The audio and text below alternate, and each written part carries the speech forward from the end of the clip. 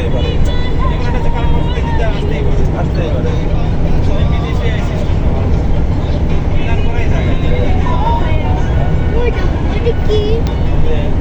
মাঝখানে একটা জায়গা রাখি। হ্যাঁ।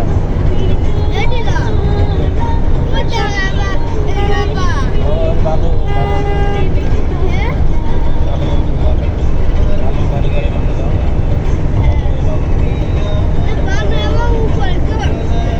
সেদিন আসলে পানি থই থই করতেছে, আর আজকে কিচ্ছু নেই। পানি মানে সব বালু সর মারা গেছে।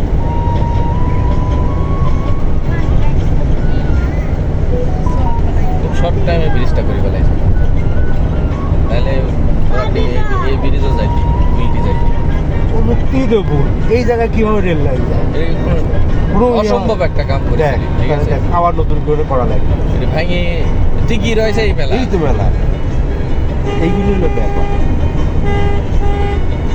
তাও যদি মাঝখান দিয়ে লাইনটা করতে একটা কথা রাখবে। একটা কথা ছিল, লোডটা মাঝখানে পড়তে, এক সাইডে এই লাইনটা কিভাবে একটা ট্রেন কি দুইটি একটা ওজন, হ্যাঁ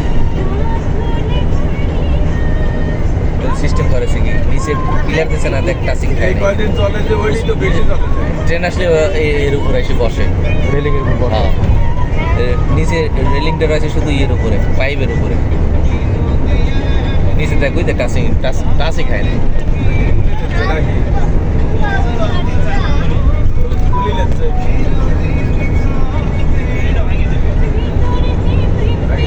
আমি কিন্তু এটি খেয়াল করি না, আজকে দেখতেছি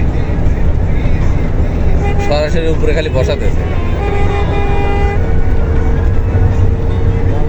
ওই ইউজ করেছে যে যখন ইয়ে হবে তখন হয়তো ট্রেনের লোডে ওটি খালি ওটির পর যায়, তার মানে সবসময় এটির উপরে যাতে প্রেশার না পড়ে।